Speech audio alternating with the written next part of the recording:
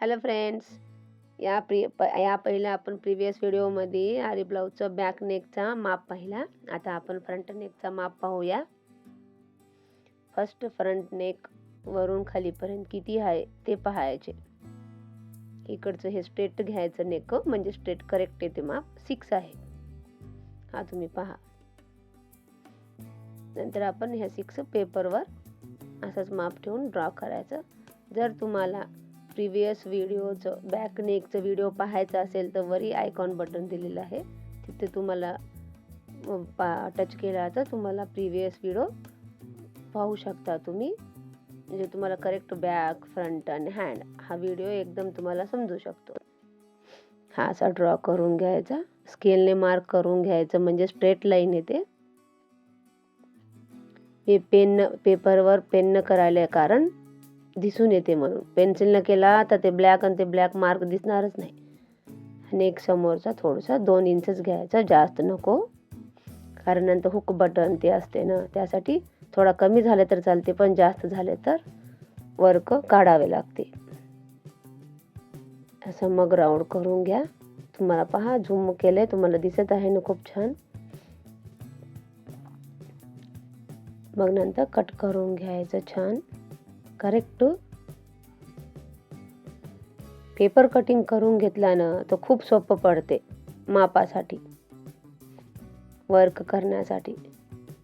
नाहीतर double draw करा असं होते. हा पहा फ्रंट नेक.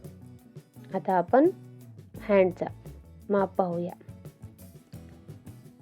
हा मोठा हँड आहे.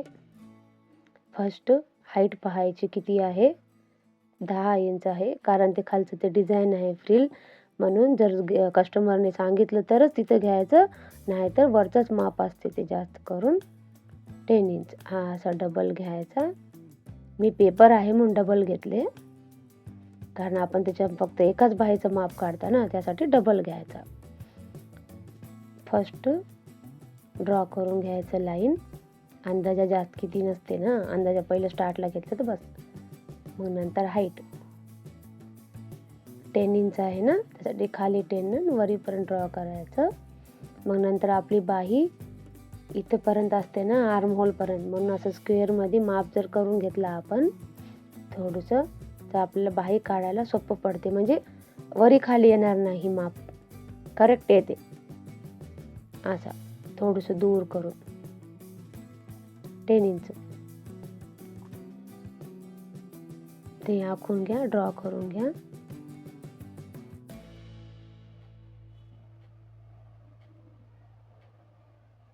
तुम्हाला हा व्हिडिओ करेक्ट उपयोगी येत आहे की नाही तुम्ही पाहून तुम्ही सुद्धा ड्रॉ करून कटिंग करून पाहू शकता. आता खालची फिटिंग बाहीची किती आहे ते पहा.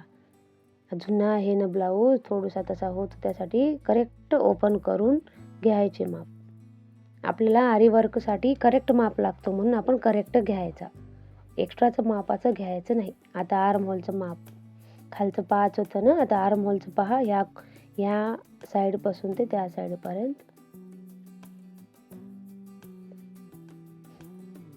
वरची हाईटसाठी आपण 3 इंच कमी घेतो ना, तो 3 इंच जिथं कमी येते तिथं अंदाजे एक ड्रॉ करून घ्यायचा. त्यानंतर आर्म होल किती आहे ते पाहायचं, 6 आहे, आणि खालचं फिटिंग 5 आहे. हा असा तुम्ही जर करून घेतला ना मार्क, मग असा ड्रॉ करून घ्यायचा रेष, बाहेरचं राऊंड काढून घ्यायचं. स्लो काढायचं, काही गडबड करायची नाही. थोडाही क्रॉस केला तर माप आता जाते. असा तुम्ही पहा. मग नंतर कटिंग करून घ्यायचं. हा तुम्हाला व्हिडिओ किती उपयोग पडतो हे तुम्ही मला कॉमेंट करून सांगू शकता. तुम्हाला कामी आला की नाही ते. मी तर असाच करते केव्हाही, त्यासाठी खूप सोपं पडते वर्क करण्यासाठी. मापासाठी करेक्ट माप येतो काही, कारण सगळ्यांची कटिंग अलग अलग असते, टेलर शिवण्याची पद्धत. हा पहा हँड आणि हा फ्रंट नेक. आमच्याकडं क्रॉस असते ना, मी असते हैदराबादला, क्रॉस कटिंग असते म्हणून क्रॉस घ्यायचा असेल तर असा घ्यायचा आणि स्ट्रेट प्रिन्स कटसाठी स्ट्रेट घ्यायचा. मी त्या साईडला घेते, पण हा वर्क केलेला ऑलरेडी ब्लाऊज आहे ना, तिकडे मी ऑलरेडी फ्रंट नेक काढले आहे म्हणून या साईडला तुम्हाला दाखवत आहे.